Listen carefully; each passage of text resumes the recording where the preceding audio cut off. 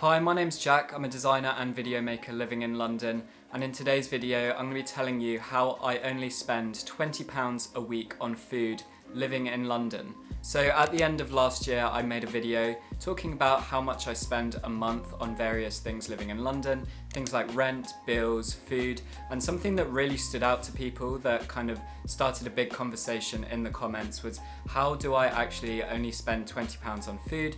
Some people thought it was absolutely ridiculous, saying like, no, that's crazy, like I spend like £80 a week on food in London, how do you spend so little? And I was actually kind of surprised by that response because I don't think I really do anything too special to keep my food budget so low.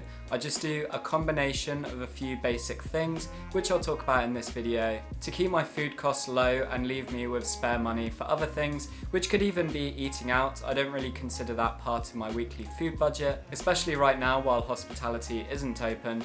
But having saved a bit of money from not spending too much each week on food, that leaves you with a bit more money to spend on other things. So before I get into the tips, this video is actually part of a bit of a mini series that I've been doing. The first video was the video I mentioned just a minute ago, which was how much I spend per month living in London. I'll leave that video linked in the description. I'll also leave another video linked, which is the second video in the series, which is whether it's actually worth living in London in 2021. I think there's quite a good debate around that at the moment, considering the lifestyle in London isn't quite what it was over a year ago. Hopefully that's coming back soon, so I talk about those topics in that video. And then this video is part number 3 of this series. Please let me know in the comments if you have any other ideas for this kind of style of video about London lifestyle, anything you want to know or hear about.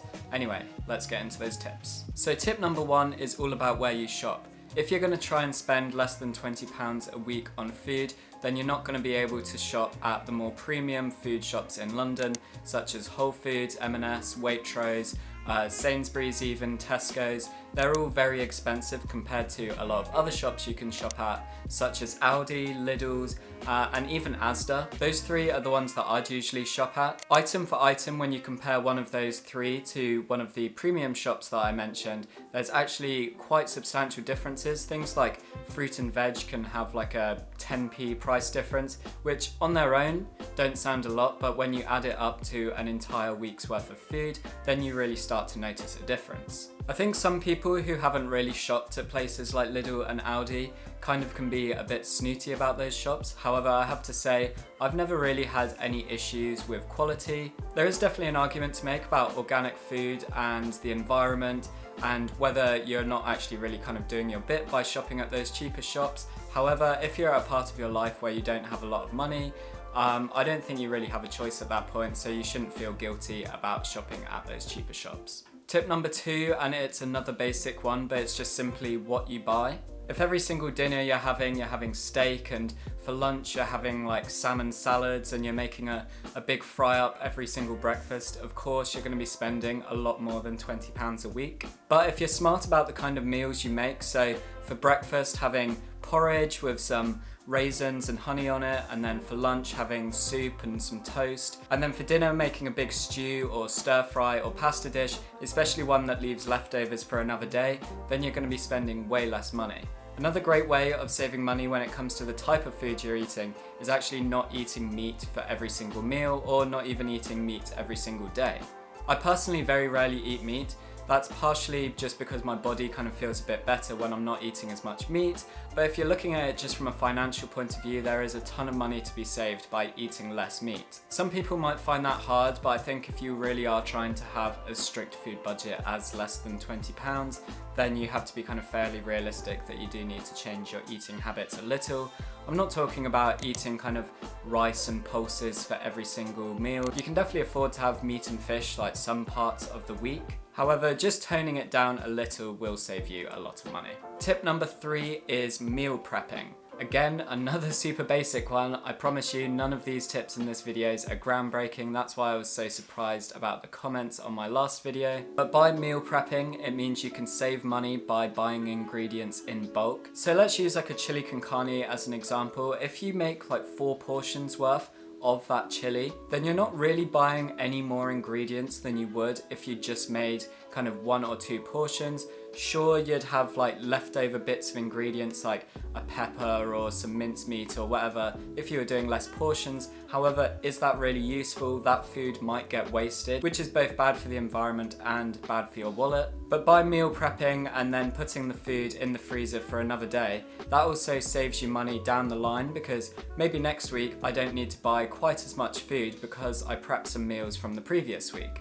If you always get into a routine of cooking twice as much as you need for dinner and then having the leftovers for lunch the next day, that also completely eliminates the need to pay for lunch. It may sound pretty obvious, and that is because it is. However, it is a very simple way of saving money on your weekly food budget. And the final tip is about food storage and food wastage.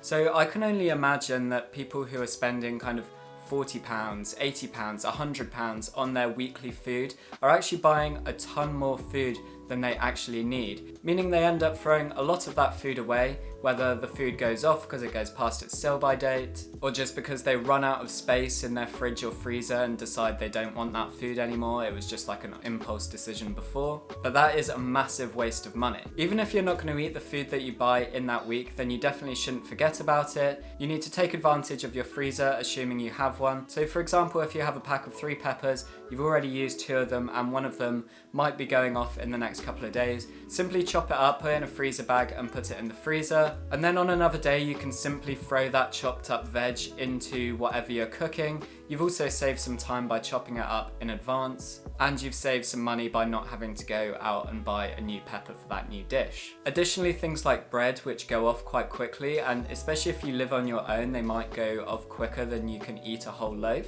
Then just put the entire loaf in your freezer and just take out the slices when you need it. You can put the slices straight into a toaster and toast them from frozen, or you can defrost them quickly in a microwave or a grill if you just want it to be normal bread. But this is just a really simple method that you can apply to lots of different food, whether it's bread, meat, vegetables.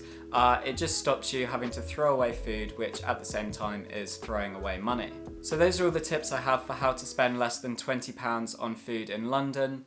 This obviously wasn't really London specific at all, so wherever you live you can apply these same tips to spend less money on food. If you did come out of this video thinking I knew all that before, these tips are so obvious, then I'm a bit confused why you'd click on this video, because you already know everything you need to know on how to spend less money on food. But if you did find this video useful or interesting, then please do click the thumbs up button.